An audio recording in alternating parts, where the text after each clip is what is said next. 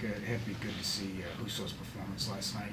Yeah, very encouraging to see Billy, and it's I was actually just talking to Beamer on the way over. It wasn't even the 97%, it was the way he looked. He looked sharp, he looked composed, he was seeing pucks. Puck handles were great. That's when a goalie looks comfortable in his net. So obviously a really good step forward for him. How beneficial was it today to be able to really focus on a lot of special teams? Yeah, we had, checked off a lot of boxes. Not only special teams, some other areas, some goalie pull situations, some 4-on-3, some 5-on-3. Just a necessity throughout camp. Obviously, it slowed practice down a little bit, but a necessity. The 3-on-3 there at the end, your skilled guys got it handed to them. A little bit, yeah, at the end, but they didn't on the front end of it. They had a little skate. So, again, we'll talk about it a little more and lessons learned from last year.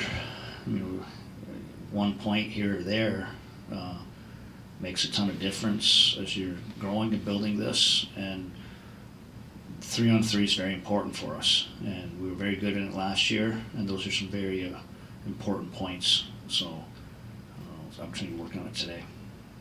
The looks at Mo with that first power play, or like the Kane power play unit today, like what were you trying to get a look at? It's fluid. We think we have a lot of potential looks and different personnel for spots.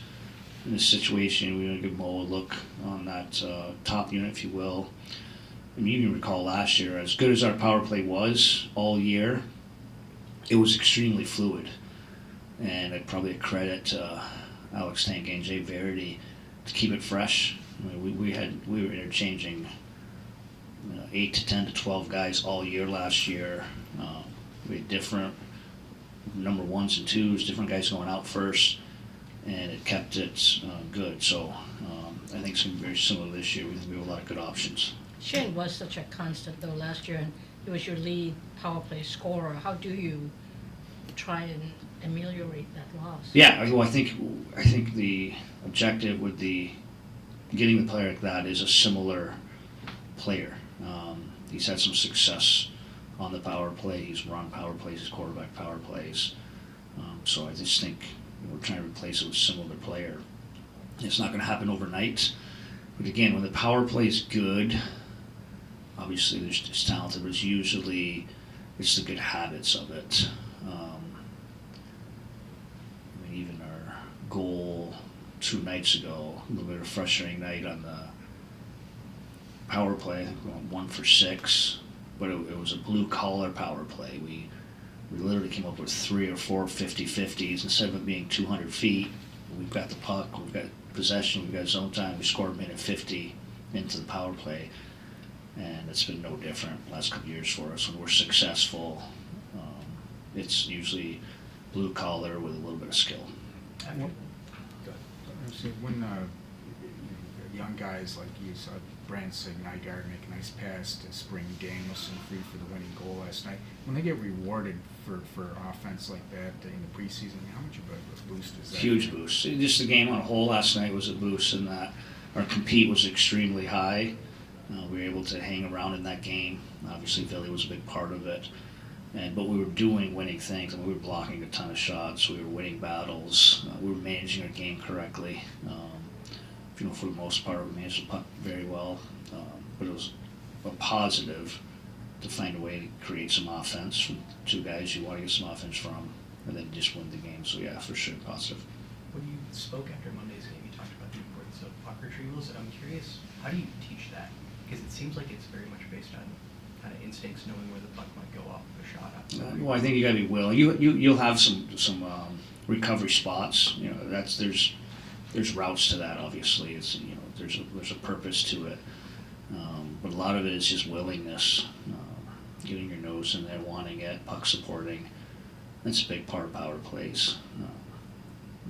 It's a huge part of it. The penalty kills are so good in today's day and age, and they're so aggressive. That's just a huge part of it. Is Alex going to get the whole game tomorrow, or what's your plan? Talbot will get the whole game tomorrow, and then Alex will get the whole game on Friday. Has there been anything from the preseason or training camp that's changed the way you are thinking about approaching managing the three goalies, or is that still mostly as you saw it? As No, it's a good question because it's, we talked about it being a blank slate, and you want to execute and perform. And last night, Billy Huso played at an extremely high level. Obviously, it's just one game, but all of our goalies have shown very well in camp. So this is why these guys are getting reps and opportunities, and they'll get more opportunity. We have 3 more games to let this play out. How's Watson looked so far in camp? Very good. You're asking because he's looked well. Last night was a really good game. Again, we expect the hard from him. We expect him to win battles, wall battles, but one important viewing for us was he's got to be able to help us 5-on-5. And through 2 games so far, he's done that. He's done that well. And it's helped our team in the 2 games he was in. Are you comfortable having a goalie by committee? I don't know if you're a guy who prefers to have one kind of go-to starter, but if it came down to it.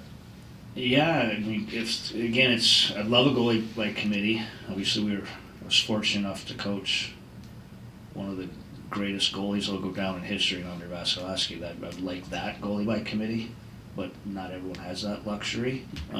Again, if it's goalie by committee and they're all playing at a high level and helping us win, we'll go goalie by committee. Obviously, unfortunately, in the last couple of years, we've had to ride out some goalies when we knew we were probably overplaying them, and it probably hit a wall there. So I like the 3. I like the vision with the 3. Again, I've said in the past, I give our management credit for going with 3 last year, probably a little bit outside the box. It saved our season, gave us an opportunity, and I like the fact that we have those options again this year. A little unusual to have 3 in a row to finish. Does that complicate? You can't really do what you did Monday and have a heavy. And we have 2 games at home. We may try to do something similar like that. I think when you get in camp, I don't think guys mind the playing load or playing a back-to-back. Well, is that, I'm sorry, the difference too if it's at home, both games? Yeah, no, I think we would spread out. Again, this day and age and travel, we're going to go to Toronto. It's a easy flight. Guys are back in their bed, no different than they would be here. So it's not really overly taxing. You leave 3 in the afternoon. It's actually amazing, the process of it, how quick you can turn it around. So we're still going to accomplish what we want out of camp, our structure, our team game, but we want to give some systems some look, but some special teams some look, some combinations some looks with those young guys some looks. And I think we can do that in the end without taxing guys or putting anyone in a vulnerable situation.